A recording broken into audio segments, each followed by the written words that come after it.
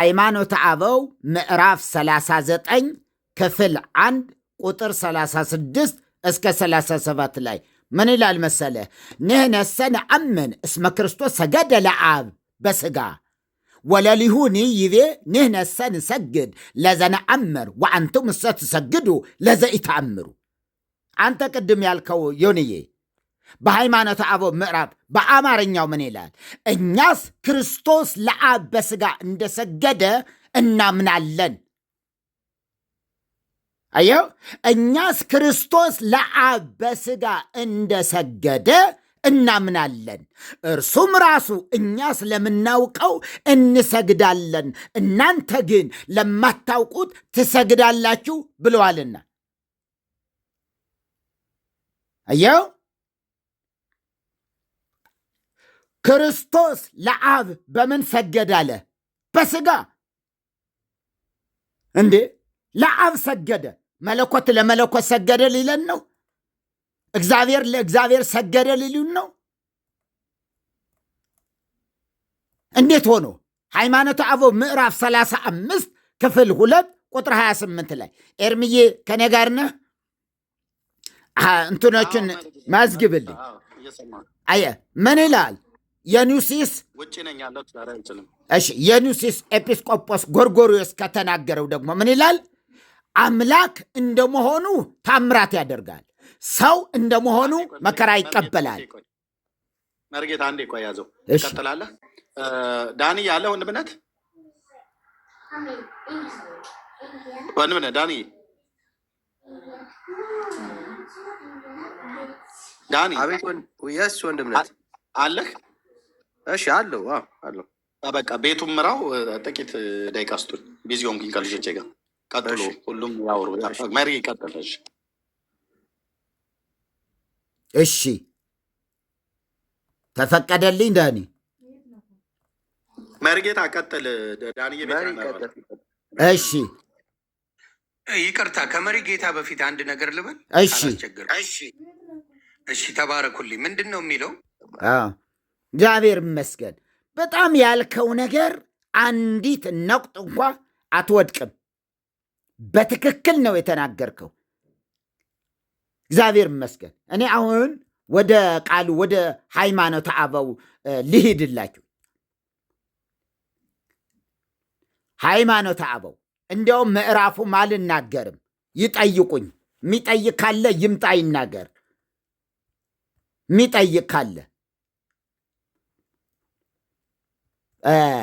ምን ይላል? ትንሽ የሚገርም ነው እኮ።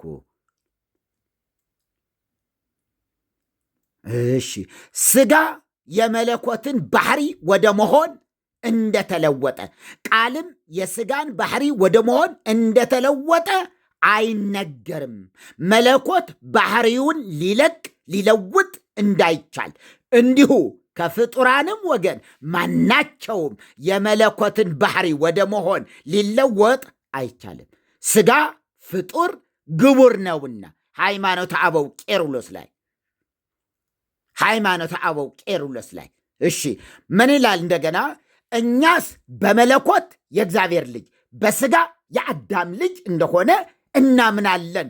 ምዕራፍ 27 ላይ እኛስ በመለኮት የማን የእግዚአብሔር ልጅ፣ በመለኮት የማርያም ልጅ አይደለም፣ በመለኮት የእግዚአብሔር ልጅ በሥጋ የአዳም ልጅ እንደሆነ እናምናለን። ሁለት ባህር ማለት አይደለም። ሁለት ባህር ማለት ምን ይላል በሃይማኖተ አበው? አሁን መለኮት የአብ የወልድ የመንፈስ ቅዱስ የባህሪ አንድነታቸው ነው። ሃይማኖተ አበው አትናቴዎስ መለኮት ሲባል የአብ የወልድ የመንፈስ ቅዱስ ባህሪ ነው። መለኮት ምን አይልም። መለኮት የሚሞት አይደለም። እንዲያውም ሃይማኖተ አበው ስምዓት ላይ ምን ይላል? ክርስቶስ በፈቃዱ በሥጋ እንደታመመ በባህሪ መለኮቱ እንዳልታመመ በሥጋ ብቻ ታመመ። ሰው እንደመሆኑ በሥጋ ታመመ። አምላክ እንደመሆኑ በባህሪው ሕማም ሞት የሌለበት ነውና ሃይማኖታዊ ባህሪ የመለኮቱ ምን አይልም፣ አይሞትም፣ አይታመምም። ይህ የሚለው መጽሐፍት ናቸው። ይህ የሚሉ ሊቃውንት ናቸው። ደብተራዎች አይደሉም፣ ጠንቋዮች አይደሉም። ይህን ያሉት በጣም ቅዱሳን የሚባሉ በሃይማኖተ አበው ምን አሉ? ክርስቶስ በፈቃዱ በስጋ ምን አለ? እንደታመመ መከራ እንደተቀበለ በባህሪ መለኮቱ እንዳልታመመ በስጋ ብቻ ነው ያልኳቸው። ይኸው ቃል በቃል ቃሉ የሚለው ነው እኮ በስጋ ብቻ ታመመ። ሰው እንደመሆኑ በስጋ ታመመ። አምላክ እንደመሆኑ በባህሪው ሕመም፣ ሞት የሌለበት ነው። ምዕራፍ 114 ላይ ሌላ ልቀጥልበት ትንሽ። የእግዚአብሔር ቃል ይላል። የእግዚአብሔር ቃል በባህርየ መለኮቱ በመገረፍ ቢሆን በችንካር መቸንከርም ቢሆን በቀሩት ሕማማትም አልታመመም። መለኮት ሕማም ሞት የሌለበትና ስለ እኛ የታመመው በነሳው ሥጋ ብቻ ነው እንጂ ሃይማኖተ አበው አሁን በነሳው ሥጋ ብቻ ነው የሞተ። ስለዚህ ነው ቅድም ዮኒ ያቀረበው የጴጥሮስ መልእክት ሞተ በሥጋ ወሐይወ በመንፈስ፣ በሥጋ ሞተ በመንፈስ ሕያው ሆነ። ምን ማለት ነው? በሌላ አባባል መለኮት ሥጋዊ ባህሪው ሞተ፣ በትስብእቱ ሞተ። በመለኮቱ አብና ወልድ አንድ ናቸዋ። አብ መንፈስ ቅዱስ ሞቱ ያሰኝብሃላ። ምን ላይ ሃይማኖት አዎ እመሰ መለኮት ሞተ ትብዬ አንተ ቀታሊሆሙ ለስሉስ ቅዱስ። መለኮት ሞተ። ዮኒ እየሰማኝ ነው። በመለኮቱ ሞተ የምትል ከሆነ አለ አንተ ቀታሊሆሙ ለስሉስ ቅዱስ፣ አንተ የስላሴ ገዳይ ነህ። ይኸው ሃይማኖት አዎ የማን ገዳይ ነህ አለ? የስላሴ ገዳይ ነህ። ምን ካልክ በመለኮቱ ሞቷል የምትል ከሆነ አየው ክርስቶስ በሥጋ ታመመ፣ በባህሪ መለኮቱ የማይታመም ነው። ከእኛ በነሳው ሥጋ ብቻ የሚል ቃል ተጠቅመውበታል። ብቻ ምን አለ? ታመመ። ስምዓት ምዕራፍ 22 ክፍል 1 ቁጥር 8 ላይ ምናልባትም ሌሎቹ እንትን የሚልበት ከሆነ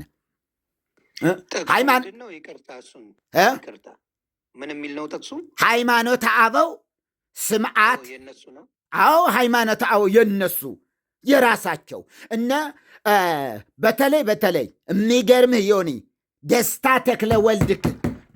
ተክለ ወልድ ኪዳነ ክፍሌ ደስታ ኪዳነ ወልድ ክፍሌ መዝገበ ቃላት ላይ ጠቅላላ አንድ ባህሪ የሚሉትን ይነቅፋቸዋል። አንድ ባህሪ የምንድን ነው? ያላዋቂዎች ትምህርት ነው ይለዋል። አንድ ባህሪ የሚለው ያላዋቂዎች ትምህርት ነው። ስለዚህ በሃይማኖተ አበው በእጃቸው ይዘው ይህን ይላሉ። ስምዓት 124 ቁጥር 4 ላይ እንዲህ ይላል፣ የእግዚአብሔር ቃል በባህርየ መለኮቱ በመገረፍም ቢሆን በችንካር መቸንከርም ቢሆን በቀሩት ሕማማትም አልታመመም። ለምን? መለኮት አለ ቃል በቃል መለኮት ሕማም ሞት የሌለበትና ስለ እኛ የታመመው በነሳው ሥጋ ብቻ ነውና። አየኸው ክርስቶስ በሥጋ ታመመ፣ በባህርየ መለኮቱ አልታመመም። የሚሞት የማይሞት ባህሪ ሥጋ የሚጨበጥ የሚዳሰስ የሚደክም የሚራብ የሚጠማ መለኮት አይራብም አይጠማም። በስፍራ ሁሉ ምሉ ነው። ሥጋ በታንኳ ይሄዳል። ሥጋ ያንቀላፋል፣ ይተኛል። አየህ ዮሐንስ ወንጌል ምዕራፍ 4 ላይ ደክሞት ነው እኮ የሚለው። ምዕራፍ 4 ያቺ እንትና ያገኛ ሳምራዊቷን ሴት አየው ደከመ። መለኮት ነው የደከመ። መለኮት ደከመ ማለት አብና መንፈስ ቅዱስም አብረው ደከሙ ማለት ነው። ምክንያቱ የጋራ ባህሪ ነው መለኮት ማለት። ስለዚህ መጽሐፍ ምን አለ? ሐመ በሥጋ ወይ ሐመ በመለኮት፣ በሥጋ ታመመ በመለኮት አልታመመም። ዘስንስ 110 ክፍል 2 ቁጥር 46 ያችው ቁጥር 46 ላይ ሌላ ቃል በስጋ አልታመመም። መለኮት ተለይቶት ስጋ ብቻ ታመመ፣ ደከመ እንጂ የሚል ሰው ቢኖር ውጉዝ ይሁን አለ። ውጉዝ። እኛ ግን የመለኮት ባህሪ እንዳይታመም፣ እንዳይሞት፣ እንዳይወሰን እናምናለን፣ እንታመናለን። በማይመረመር ድንቅ በሚሆን ተዋህዶ ከእርሱ ጋር አንድ ሆኖ መለኮት ታመመ እንጂ እሱ በባህሪ የመለኮቱ ታመመ ተብሎ ስለ እሱ አይነገርም። ምዕራፍ 10 ክፍል 2 ቁጥር 51 ላይ የማን ክህደት ይለዋል። እዚህ አየው፣ የማን ክህደትም ይሄ ነው።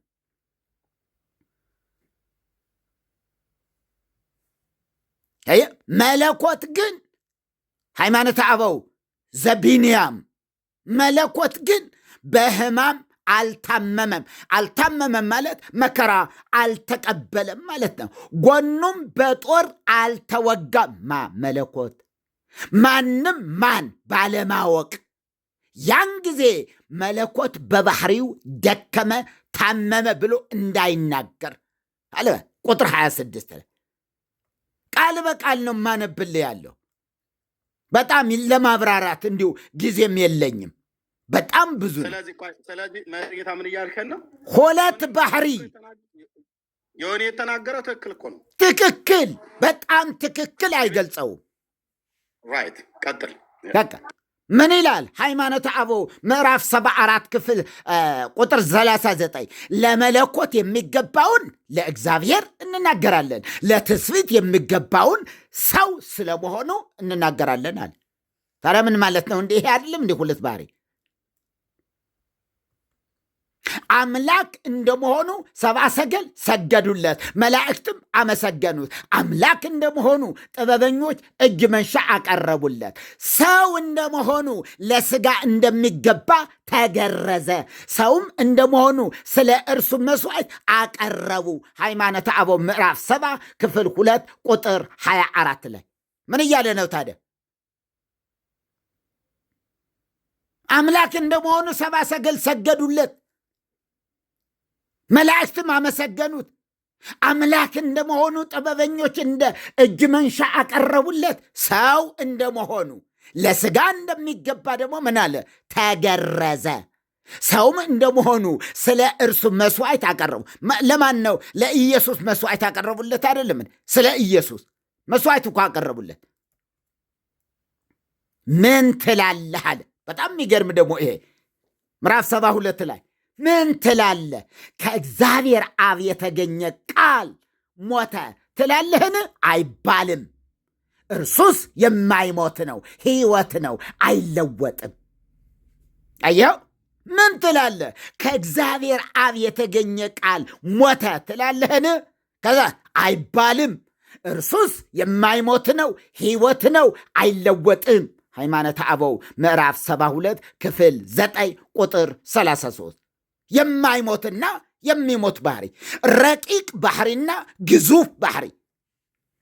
አየ፣ ግዙፍ ባህሪና ረቂቅ ባህሪ፣ የማይራብ የማይጠማ የሆነ መለኮትና ከዛ ትስብእት ደግሞ የሚራብ የሚጠማ የሚደክም የሚያዝ የሚያንቀላፋ የሚገረፍ የሚሰቀል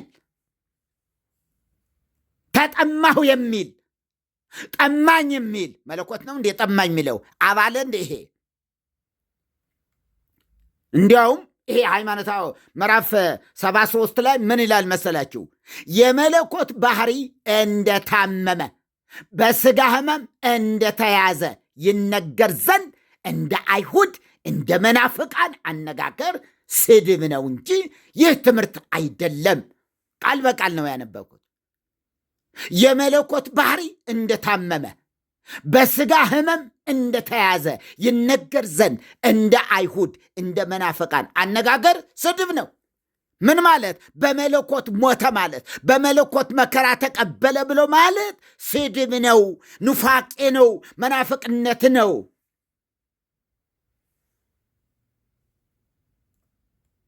ስለዚህ በአንደኛ ጢሞቴዎስ ጠቅሶ ምን አለ? እርሱ ብቻ የማይሞት ነው፣ ማንም ሊቀርበው በማይችል ብርሃን ይኖራል። አንድ ሰው እንኳ አላየውም፣ ሊያየውም አይቻለውም። ለእርሱ ክብር የዘለዓለም ኃይል ይሁን አሜን ይላል። ያው ክፍል ነው። በስጋ ተወለደ እንዳልን በስጋ ሞተ እንላለን። ሃይማኖተ አበው ምዕራፍ 74 ቁጥር 15 ላይ ምን አለ? በስጋ እንደተወለደ በስጋ ተወለደ እንዳልን በስጋ ሞተ እንላለን። በመለኮት አይሞትም። ሰው እንደመሆኑ በስጋ ቢሞት የሚያስደንቅ አይደለም። እነሆ በመለኮት የማይሞት ነውና። ሃይማኖተ አበው ላይ ሰው እንደመሆኑ በስጋ ምን አለ? ቢሞት የሚያስደንቅ አይደለም። ምክንያቱ ሰው ነውና፣ ሰው ሟች ነውና። ስለዚህ የሚያስደንቅ አይደለም አለ ጸሐፊው። እነሆ በመለኮቱ የማይሞት ነውና። በቁጥር 10 ላይ ደግሞ በስጋ ሞተ ብንልም በባህሪ መለኮቱ አልሞተም፣ በስጋ ብቻ ሞትን ተቀበለ። አቤት ኤርሚ ብታወጣቸው እነዚህ አያችሁ። ሰውም ይየው እስኪ፣ ሰው እያየም ቢሆን በጣም የሚገርም ነገር። በሌላ ስፍራ ደግሞ ይኸው ጸሐፊ ይኸው ሞተ ዘኢይቀርቦ ሕማመ ሞት በህላዌ መለኮቱ ሰይ ሞተ ዘኢይቀርቦ ሕማመ ሞት በህላዌ መለኮት፣ በመለኮቱ ሕማምና ሞት የማይቀርበው ሞት የማይስማማው እርሱ በስጋ ሞተ። መሪ ጌታ ግን ዛሬ የእንትንን አላዩም? የጎልያድና የዳዊት ጉዳይ አልታየም ዛሬ? እውነት ነው የምለው። እንዴት እንደሆነ ልንገሩት። እሱ እንግዲህ በጣም በመንፈስ የኖርኩ ነኝ፣ በጌታ የኖርኩ ነኝ ብሎ ነው የወጣው አይደለ?